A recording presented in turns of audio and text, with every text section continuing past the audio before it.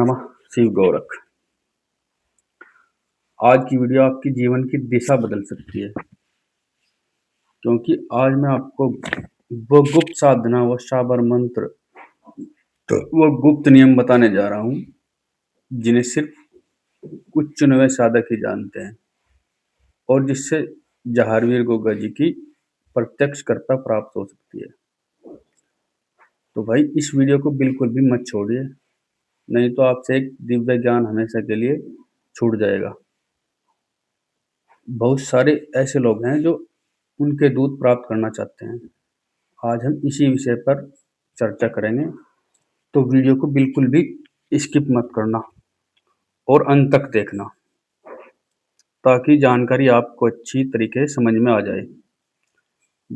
तो आज मैं आपको इस वीडियो के माध्यम से साधना बताने जा रहा हूँ, जो मंत्र बताने जा रहा हूँ। यह साधना उन लोगों के लिए बहुत ज़्यादा उत्तम है जिन लोगों के घरों के कुल देवता जो हैं जहारवीर गोगा जी हैं, और जो लोग जहारवीर गोगा जी की कृपा प्राप्त करना चाहते हैं, दरबार लगाना चाहते हैं, उनके जो है दूध प्राप्त करना चाहते हैं, और जो लोग भक्ताई करते हैं या भक्ति मार्ग पर हैं, यानी कि लोग भगत होते हैं जो दरबार लगाते हैं, उन लोगों को बहुत सारे मंत्रों से जो है काम करना होता है।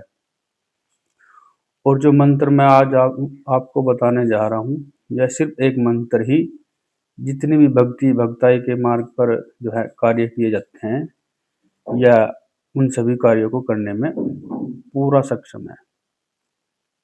और साथ में आपको जहारवीर गोगा जी की कृपा भी दिलाएंगे और उनके दूध की प्राप्ति भी करवा देगा। तो चलिए है अब जानते हैं स्टेप बाय स्टेप आपको यह साधना कैसे करनी है, और इन 41 दिनों में आपको किन किन नियमों का पालन करना है, क्या आपका रूटीन रहेगा।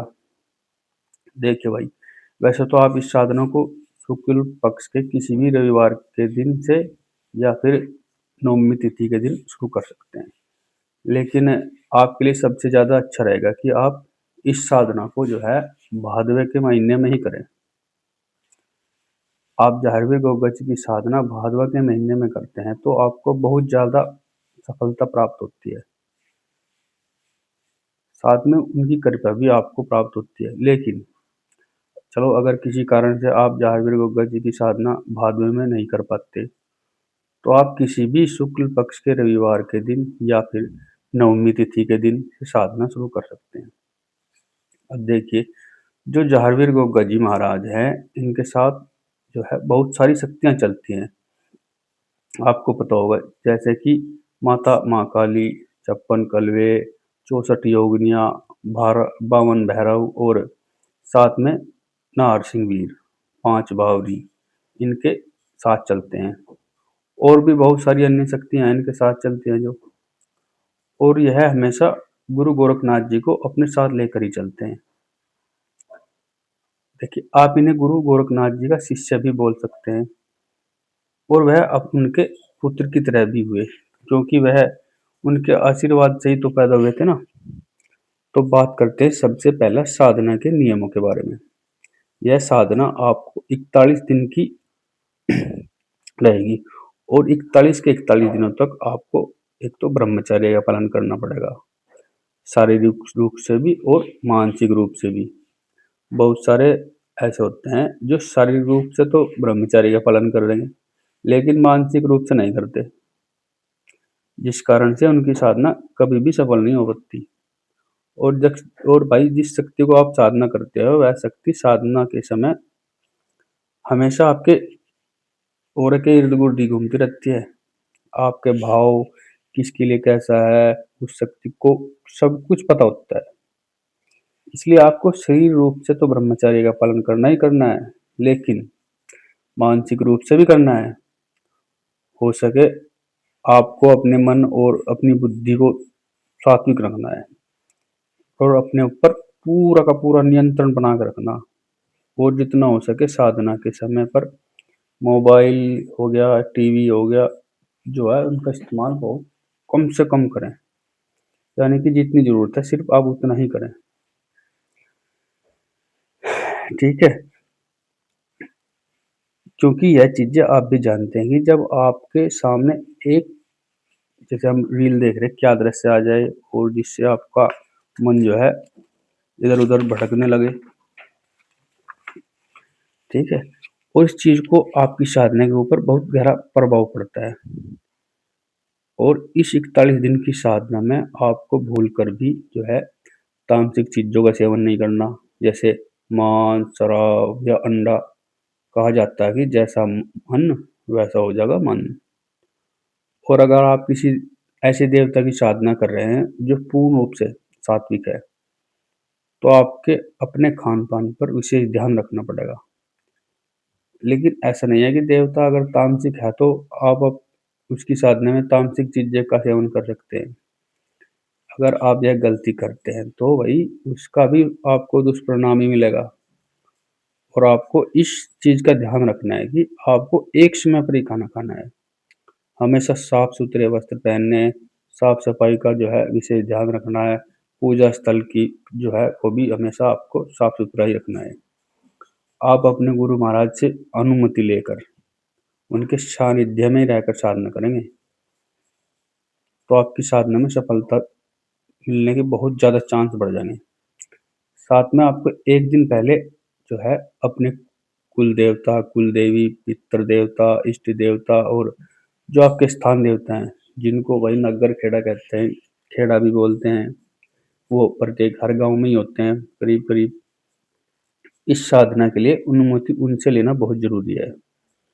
और इस साधना को जो है शुरू करने से पहले आपको एक चीज़ का और ध्यान रखना कि आपके आस-पास जो भी जारवीर गोगा जी का स्थान है, जैसे माड़ी है, गाँव में बनी होती है, वहाँ पर आपको साधना शुरू करने से पहले जारवीर गोगा जी को भोग प्रसाद देना है, उनके यहाँ दिया जला के आना है, ठीक है? उनसे अनुमति लेकर आनी, क्योंकि आज के समय में लगभग सभी गाँवों में जारवीर गोगा जी का स्थान हो वैसे तो, जिसे गोगा मेडी कहा जाता है। अब यह जो है 41 दिन की साधना करेंगे, वहाँ पर आपको 41 के 41 दिन एक तो ज़मीन पर ही सोना आसन लगा के। हो सके तो आप इस साधना को ऐसे कमरे में कीजिए जहाँ पर कोई एक तो आता-जाता ना हो बार-बार। और जो यह साधना है आपको यह साधना शाम 7 बजे के बाद ही करनी। आप 7 बजे भी कर सकते हैं, 8 बजे भी कर सकते हैं, 9 बजे भी कर सकते हैं। और बहुत सारे लोग क्या गलती करते हैं कि साधना को हर रोज़ अलग-अलग समय पर करते हैं, जिस कारण से उनको साधना में सफलता प्राप्त नहीं होती। क्योंकि मान लीजिए आपने 8 बजे साधना शुरू करी, 8 बजे आपने साधना करने का संकल्प लिया, तो जिस शक्ति की आप साधना करते हैं, वह शक्ति आपके पूजा स्थल में 8 बजे ही पहुँच जाएगी। और आप इस शक्ति को उस समय पर नहीं मिलते, तो वह शक्ति दोबारा आए या ना आए, इसके बारे में कुछ भी नहीं कहा जा सकता। तो आपको स्नान इत्यादि करने के पश्चात जो है सफ़ेद रंग के वस्त्र पहनने हैं, सिर पर भी आपको सफ़ेद रंग का ही कपड़ा लेना है और इस साधना में आपको सफ़ेद रंग के आसन का ही प्रयोग करना। इसके बाद आपको जाविर गोगा जी के नाम से सरसों के तेल का या फिर देसी घी का जो है चिराग जलाना है।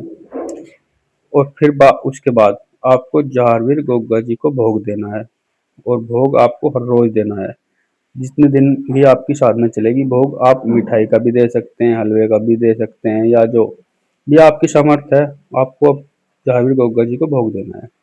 लेकिन साथ में आपको 5 बतासे और 2 लौंग, ठीक है, का भोग जहावीर गोगा जी को जरूर ही बिल्कुल देना, ठीक है।